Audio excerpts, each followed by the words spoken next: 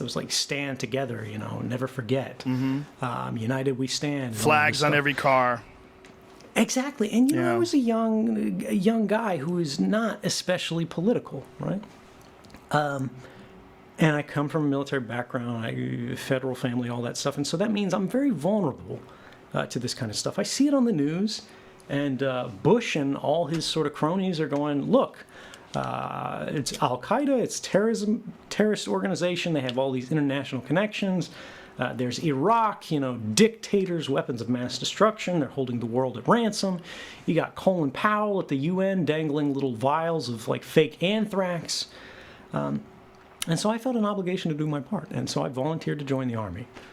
You probably can't tell from looking at me, but I'm not going to be at the top of the MMA circuit anytime soon.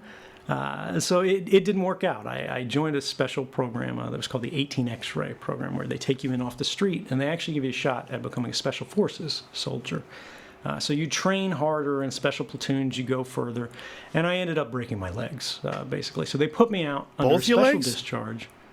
Yeah, it was basically what it was. They were shin splints that I was too dumb to get off of, right?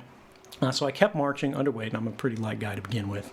I had a 24-inch waist when I joined the Army. Right? Girls are jealous. I think I weighed like 128 pounds. I was in great shape, in boot camp, because I came up really quick because it was all I could do was gain.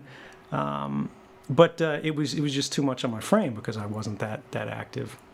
And so when you keep running on a stress injury, right, and you're running underweight with like rucksacks and things like that, you're running in like boots. And then you're doing exercise, and the Army's like a whole chapter in the book. You got your battle buddy, right, because they never allow you to be alone. You always got to have somebody watching you. They thought it was funny to put me, the smallest guy in the platoon, the drill sergeants did, with the biggest dude in the platoon, who was like an amateur bodybuilder, who was like, 230 or 260, something like that. He was a big fellow. And so, he would, when we're off in the woods doing these marches and things like that, and we have to practice buddy carries, like the fireman's carry and things like that, he throws me around his neck, I'm like a towel. He's just skipping down like it's nothing. And then I got to put him on me, and I'm just like, oh, God, dying. And it was weirdly fun.